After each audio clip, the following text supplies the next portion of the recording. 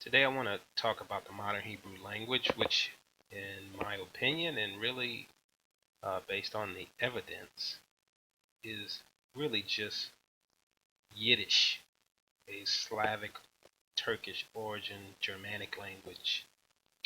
And we'll prove that as we go along.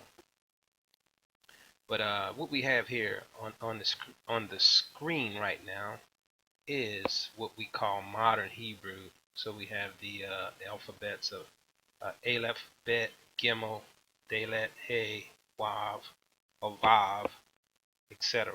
Now, if you look at this modern Hebrew and then look at the Yiddish alphabet, what do you see? Aleph, right? Vav, which is here, the Vav, Hey, Gimel. So you have the same description of the alphabets. You have the same characters. Now, this has nothing to do with the language that the Bible is written in. Okay, the Bible is written in Paleo Hebrew. So here we see the Paleo Hebrew alphabet, also spelled Paleo Hebrew alphabet, is a variant of the Phoenician alphabet. Like the Phoenician alphabet, the Paleo Hebrew alphabet contains 22 letters, all of which are consonants, and is described as an abjad. The term was coined by Solomon Bimbar in 1954. So what we have here is an explanation of the origin of Paleo Hebrew. Its origin is from the Phoenician alphabet, and Phoenicia really was a black race, but I'm not going to debate that. We're going to look at the Phoenician alphabet. Okay, so let's look here. Okay, we see here that to the right, the Phoenician alphabet, which the Ashkenazi Jews mapped their characters to the Phoenician alphabet. Okay, but what we see if you look at the right side, the parent system of the Phoenician alphabet is the Egyptian hieroglyphs. The Egyptian hieroglyphs was the language of the children of Mizraim.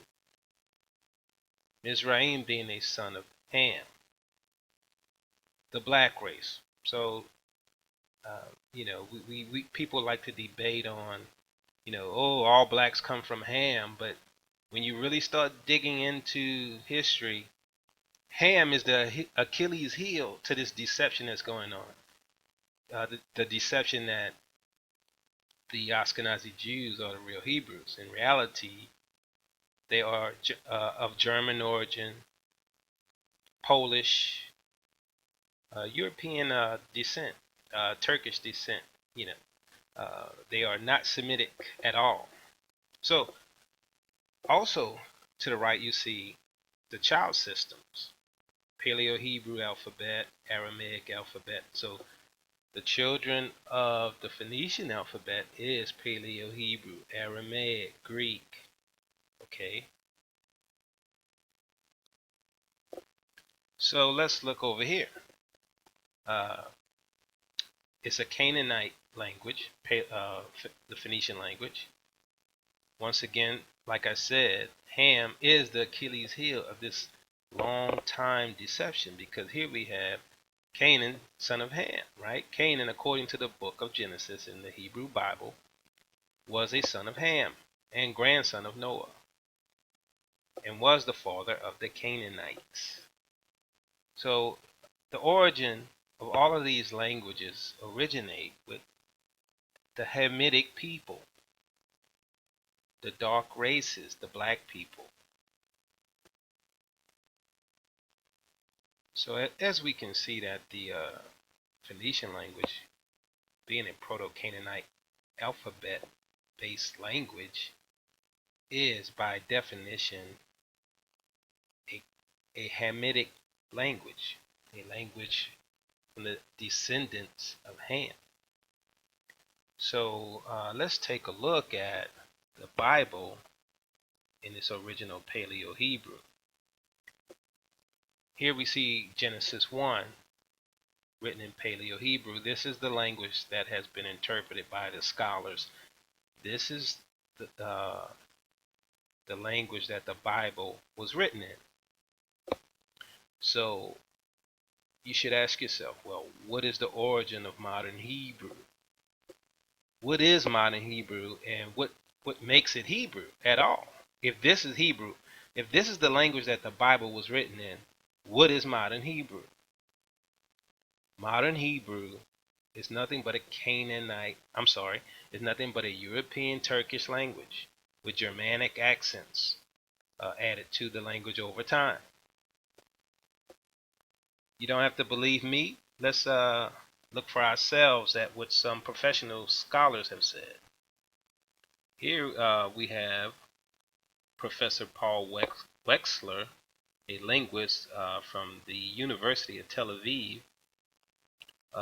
who's an expert in languages, especially Slavic, European-based languages. Wexler is known for his controversial theory that Sorbian may be the genetic linguistic ancestor of Yiddish, and that the language was relexified with Germanic-derived words between the 9th and 13th centuries, due to the contacts with neighboring German populations.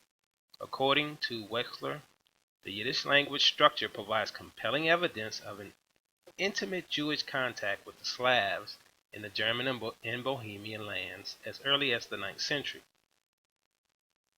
Wexler's hypothesis is contentious in the field of Yiddish linguistics. So if you research the origin of the Yiddish language, they say it's controversial. No one really knows its origin.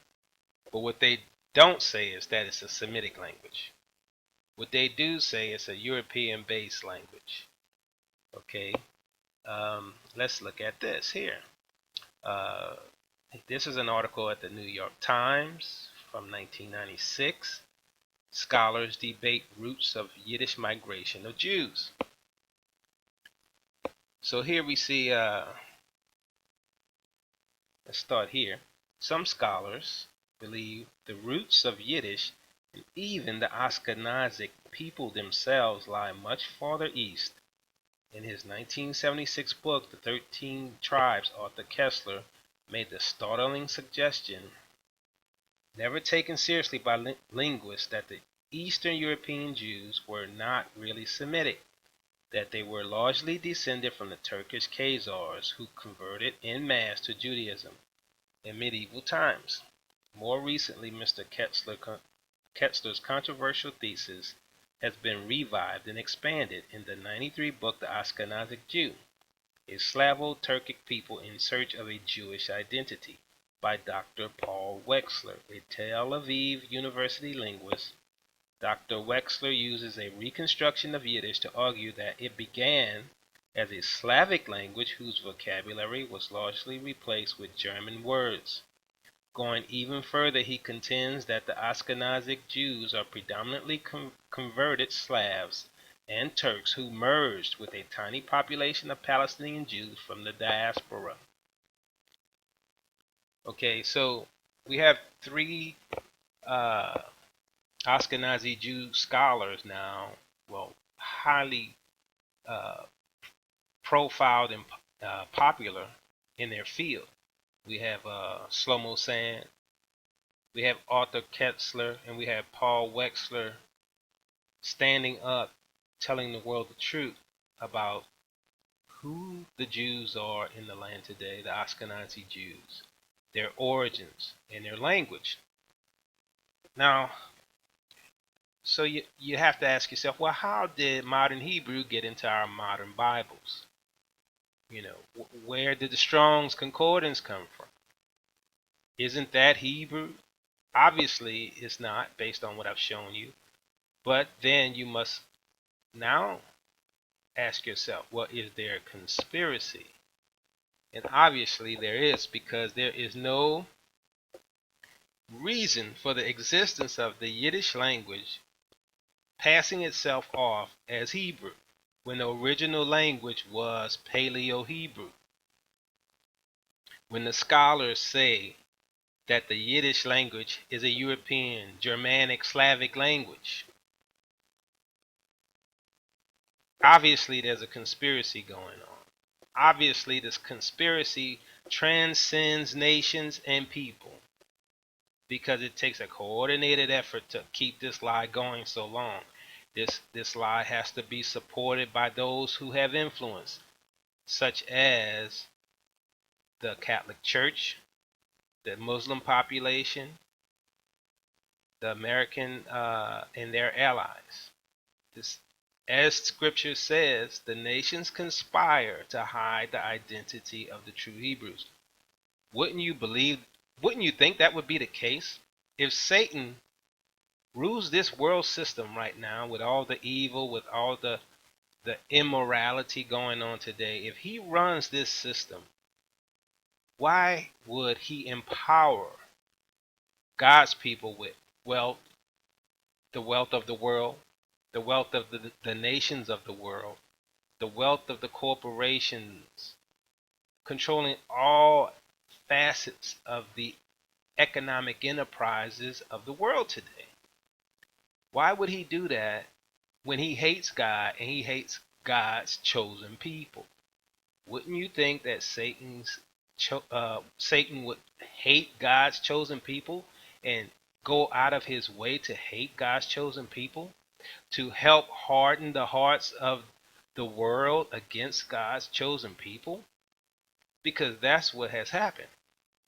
The reason the world makes fun of the Negro, the reason the world hates the black man, when the black man is the one that has been persecuted, when the black man has been hung, made slaves, raped, children fed to alligators, but yet holds no hate in his heart for his enemies, but yet his enemies still hate him, obviously you have to stop and say, well, maybe they're God's chosen people, because the world hates them and they're powerless to affect the world in any way whatsoever. Okay? So let's look at another article concerning Yiddish. Here we have an article from the SciNews.com site, and the title is "Yiddish language was invented by Slavo-Iranian Jewish merchants, scientists say." A new tool called the Geographic Population Structure, which converts DNA data into its ancestral coordinates, has pinpointed origin of Yiddish speakers, according to a team of researchers led by Dr. Aaron Elhaik of the University of Sheffield, UK. Now, this particular professor, or Dr. Elhaik, also did DNA tests of these Ashkenazi Jews and determined from that DNA, also from the DNA tests of these people, that they are a European-based culture. So that's another person I should have added to the list, because my understanding is he's also of Ashkenazi origin. So Shlomo Sand, Arthur Kessler, Dr. Aaron Elhaik, and Paul Wexler have come out to tell the world that their own people are not the people of the book. Well, if they're not the people of the book, they control all commerce in a system run by Satan, then who are they but Revelation 2:9 and Revelation 3:9? But let's continue. The Slavic Yiddish, now called universally simply Yiddish, spoken since the 9th century CE, is the language of Ashkenazic Jews, the Jews of Central and Eastern Europe. So when you when you see people calling themselves Hebrew scholars, I'm a Hebrew scholar. I've spent years learning the Hebrew language. Like Dr. James White, he's bragging about being an expert in Yiddish, not Hebrew, not the language of God's people, but a European Slavic language is what he is an expert in. Let's continue. The language consists of Hebrew, German, Slavic, and other elements written in Aramaic characters. its origin is something which linguists have questioned for decades. So we see here the language consists of Hebrew, German, Slavic, and other elements. So it's a hodgepodge of languages. They assimilate like the Borg, which is what they do when they enter into other cultures. They assimilate into those cultures and then take it over, right? This is why World War I and II began, because of the influence that these Ashkenazis had over those cultures. The prevalent view claims Yiddish has a German origin, whereas the opposing view posits a Slavic origin. So you have two origins that are in debate between the scientists today. What are they? German and Slavic. It doesn't matter to me which one it is, because it's not Semitic. It is not the language of God that he gave to his children. Why? Because the language that God gave to his children was closer to a Hamitic language. And if it was closer to a Hamitic language, then the people who are truly God's chosen people interacted with the Hamites, lived and traded among the Hamites. So the true Shemitic people or Semitic people more than likely are black. No, they are black, but I'm trying to help you hypothesize and theorize that, right? And I'll tell you, if you don't know, that the Negroes who went into slavery around the world during the Atlantic slave trade to all the nations of the world are the true Hebrews. The true Hebrews live in America, Jamaica, the Dominican Republic, Haiti, Brazil, India, Europe, Russia. Some of them are probably still in China. The ones we have no information on are probably still in China, and they're referred to as the Kunlun. I would really like to know if they're still there, but the Lord will reach them, as Scripture says. He'll also reach them and call them back to the land. So if you want to understand future prophecy, the Lord will gather his children from the four corners of the earth, the true Hebrews, Hebrew Israelites, and bring them back to the land. So let's continue. One of the major difficulties in deciding between these hypotheses is the unknown geographical origin of Ashkenazic Jews.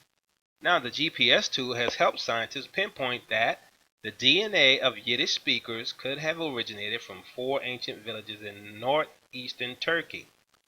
The research published today in the journal Genome Biology and Evolution suggests Yiddish was invented by Iranian and Ashkenazic Jews as they traded on the Silk Road. We conclude that Ashkenazi Jews probably originated during the first millennium, when Iranian Jews Judaized Greco-Roman, Turk, Iranian, Southern Caucasus, and Slavic populations inhabiting the lands of Ashkenaz in Turkey, Dr. Elhake and co-authors said. Our findings imply that Yiddish was created by Slavo-Iranian Jewish merchants plying the Silk Roads between Germany, North Africa, and China. The ancient villages identified by the GPS tool are clustered close to the crossroads of the Silk Roads and are named Ishkenaz, Eskenaz, Ashkenaz, and Ashkuz, names which may derive from the word Ashkenaz. Northeast Turkey is the only place in the world where these place names exist, which strongly implies that Yiddish was established around the first millennium at a time when Jewish traders who were plying the Silk Road moved goods from Asia to Europe wanted to keep their monopoly on trade. Dr. Elhake said they did this by inventing Yiddish, a secret language that very few can speak or understand other than Jews. Our findings are in agreement with an alternative theory that suggests Yiddish has Iranian, Turkish, and Slavic origins and explains why Yiddish contains 251 words for the terms buy and sell, he said. This is what we can expect from language of experienced merchants. The findings led the team to believe that towards the end of the first millennium, Ashkenazic Jews may have relocated to Khazaria before moving into Europe 5 centuries later after the fall of the Khazarian Empire, and during a time when the international trading networks collapsed. As Yiddish became the primary language of Ashkenazic Jews, the language began to acquire new words from other cultures while retaining its Slavic grammar. Yiddish is such a wonderful and complex language, which was inappropriately called Bad German by both its native and non-native speakers because the language consists of made-up German words and non-German grammar, Dr. L. Hake said. The linguistic data used are from Yiddish, which we assume was invented in Western Asia as a Slavic language with a largely German-like lexicon and a significant Iranian component on all levels of the language, said co-author Professor Paul Wexler from the University of Tel Aviv. The genetic data presented here appears to corroborate the linguistic hypothesis. So, we see that Yiddish was made up by these Slavic, Turkish, Germanic, hodgepodge language because the Germans lived among these people and created a crypto secret language, right, for them to communicate amongst each other. And so, as we know with history, King Bulan, the leader of the Khazarians, forced his upper class elite Khazar populace to become Hebrews, or to become what they call Jews. So they learned the ways of the Jewish people because probably they encountered the Jews among the trade routes. And so during the wars between the Romans and the Muslims, the Khazarians took a neutral position and said, hey, we're neither Muslim or Christian, but we are a people of the book as you are, believing in one God. So they took on traditions of the Israelites.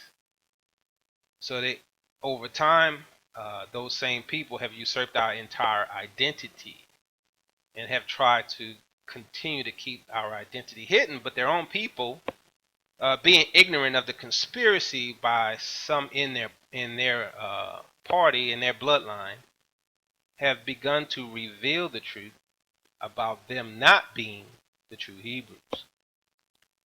So as I've showed you here, excuse me.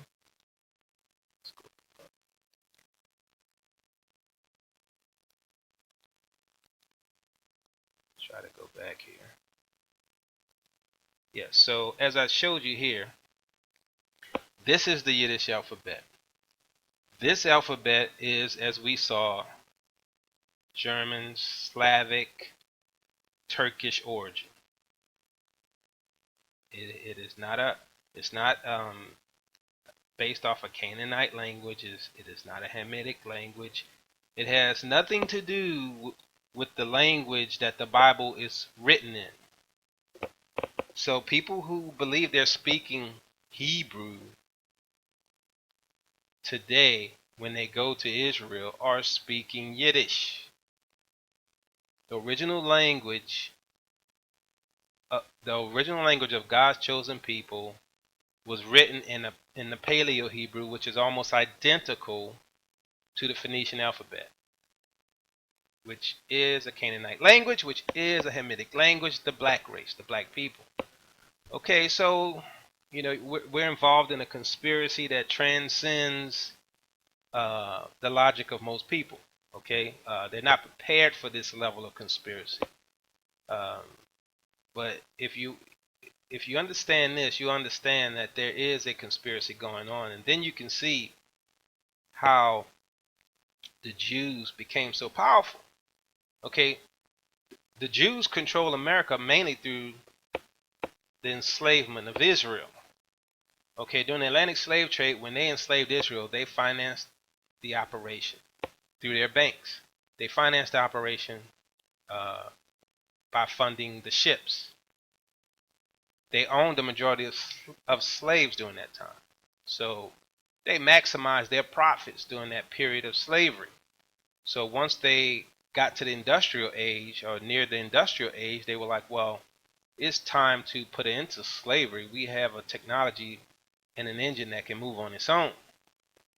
So at that point, that's when they promoted the idea of liberation and assisted Israel to fight for freedom. So if they wanted to keep Israel as slaves in America, all they had to do was not promote it on the television, not not to show it to the world, the abuses of America against Israel, the black man, the Negro.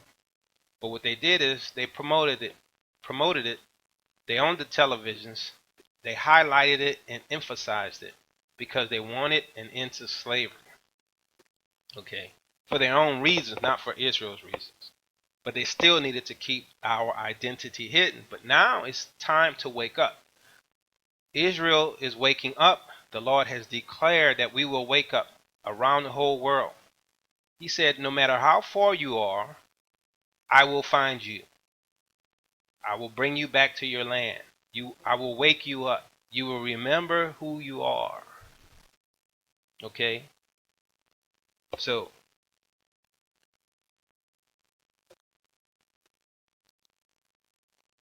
the Yiddish language looks identical to modern Hebrew because modern Hebrew is Yiddish. Okay, that I can't stress that more. That you need to understand that. Okay.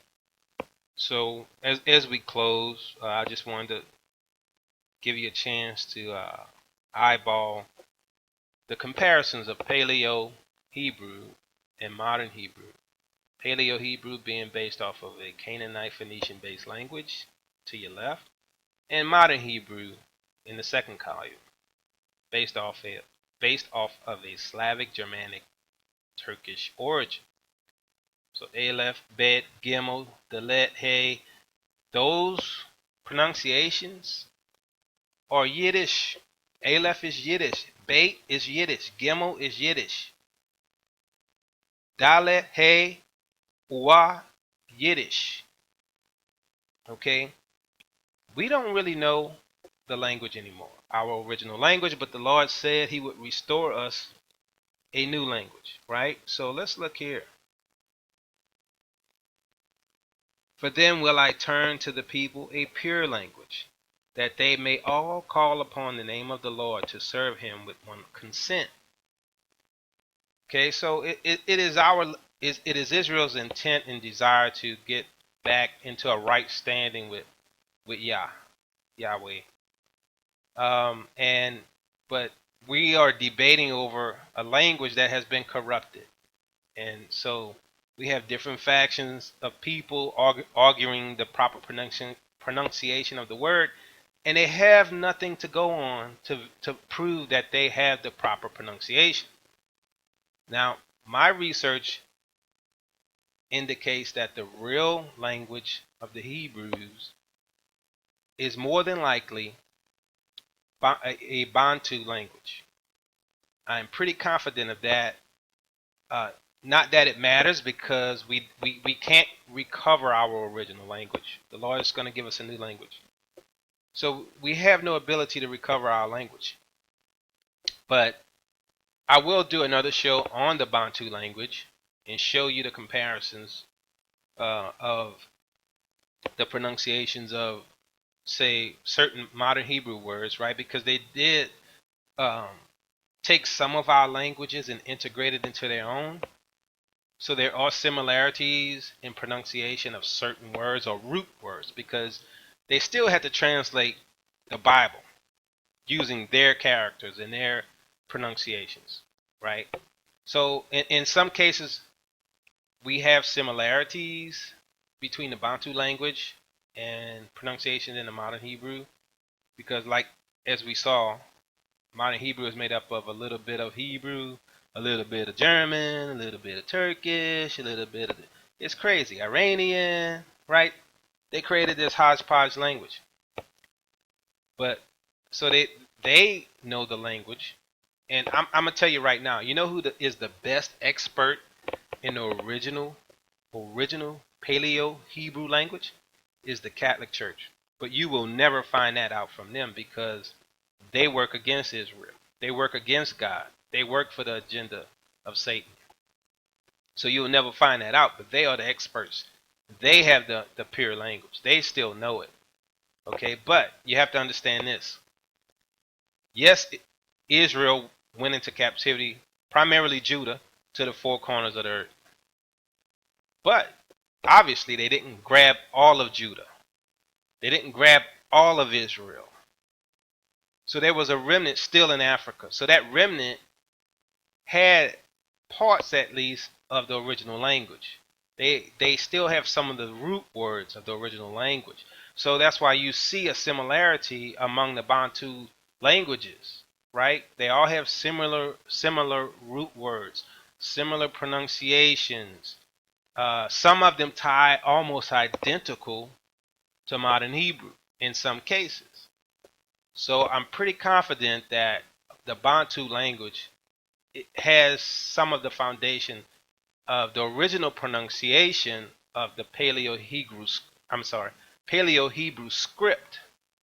Okay, so that'll be a very interesting effort. I'll do that soon, and we'll go over comparisons between the Bantu language and modern Hebrew, and how the root words of that are in the Bible are very similar in many cases.